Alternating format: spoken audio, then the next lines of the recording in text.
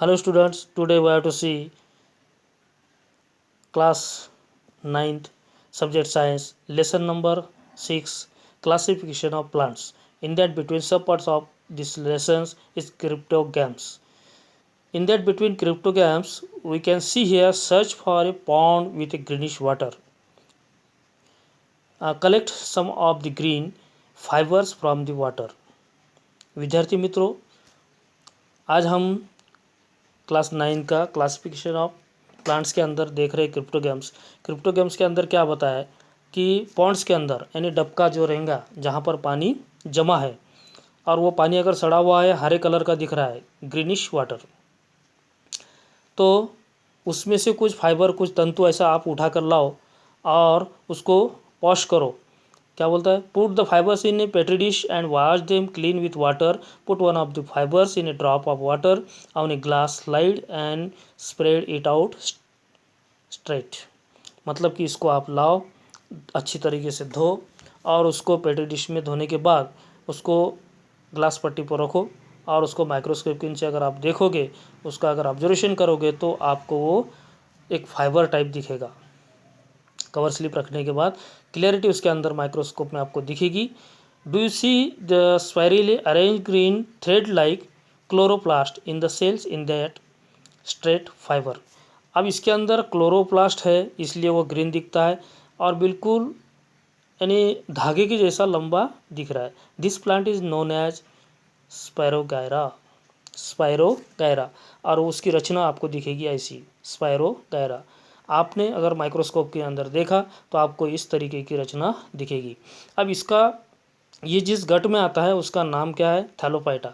अब ये Thallophyta plants this plants grow mainly in water. ये कहाँ पर रहते हैं, ज़्यादा से ज़्यादा पानी में रहते हैं और इसको कोई रूट नहीं होता है, कोई फ्लावर नहीं होता है, कोई उसको पार्ट नहीं होता है। Parts like roots stem leaves flowers but are autotrophics due to the presence of chlorophyll. अब क्लोरोफिल की वजह से वो हरा दिख रहा है लेकिन इसको कोई पार्ट्स नहीं होते। इस कॉल्ड अलगी, इसीलिए इसको क्या बोलते हैं, शैवाल। क्या बोलेंगे, शैवाल। अब algae show great diversity they may be unicellular और मल्टीसेलुलर, यानी वो एक पेशीय भी है बहुपेशीय भी है। ठीक है। अब वो और उसके अलावा वो अति सूक्ष्म भी है, माइक्रो है भी है, यानी माइक्रोस्कोपिक मतलब कि बहुत अति सूक्ष्म और कुछ लार्ज भी है यानी बड़े भी है। Example for algae are spirogyra, ulothrix, ulva, sargassum. ये जो एग्जाम्पल दिया है, जैसे ये पहला है उल्वा। उल्वा की रचना आप अगर देखोगे तो इसका कोई खोड नहीं है, कोई पान नहीं है। पान के जैसा आकार आपको जो दिख रहा है, ये जो पाना के जैसा आकार दिख रहा है, ये पान नहीं है ना इसका खोड़ है। ठीक है, ये ऐसी रचना दिखेगी आपको। और ये कारा जिसको बोलेंगे, ये भी जहाँ पर बिल्कुल गीली जगह पर है, हमेशा पानी वगैरह रहता है, ऐसी जगह पर ये पेड़ आपको दिखते हैं, पौधे छोटे छोटे। और ये है, ये भी उसी का यानी शैवाल का ही एक प्रकार है। तीसरा ये स्पायरोगारा जो आपने देखा है अभी कि डबके में से पानी लाकर अगर धोए उसको और क्लीन करके माइक्रोस्कोप में देखें तो आपको ऐसी सर्पिलाकार आकार की एक आकृति नज़र आएगी। ओके। अब ये देखने के बाद हम थैलोफाइटा के बाद जाते हैं काय पर, ब्रायोफाइटा के अंदर।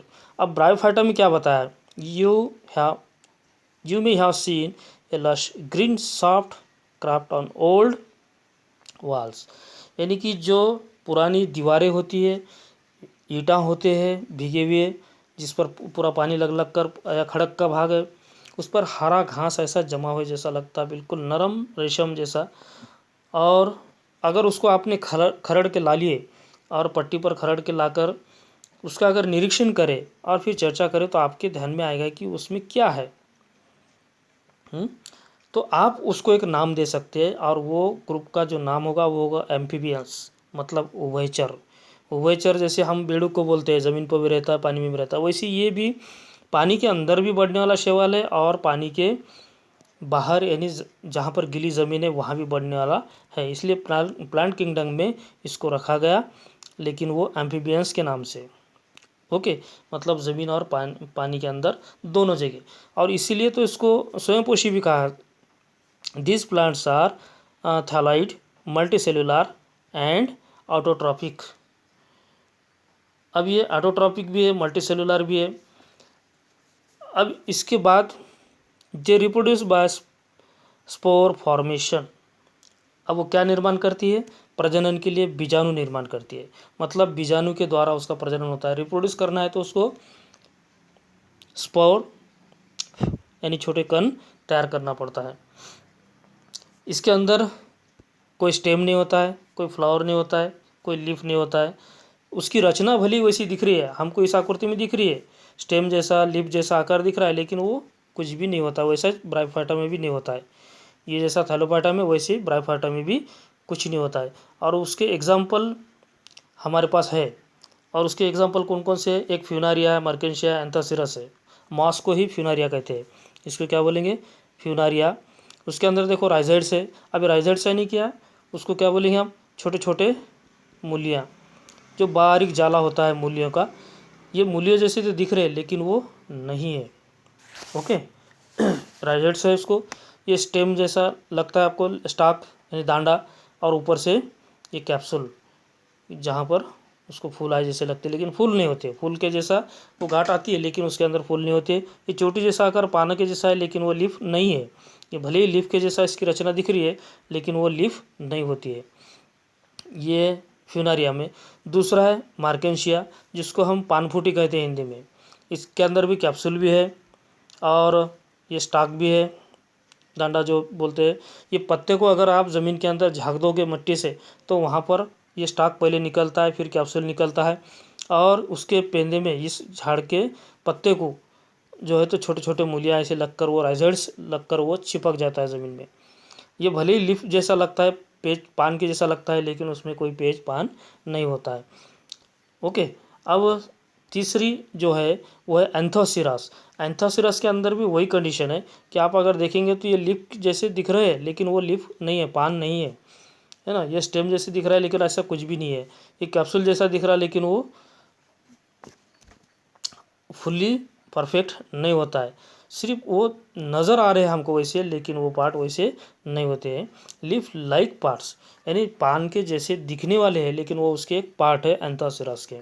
तो विद्यार्थी मित्रों, आपको ये तीनों फिगर नाम के साथ में निकालना है, और इस पार्ट के अंदर जो भी दिक्कत आई वो आप मुझे पूछ सकते हो। धन्यवाद।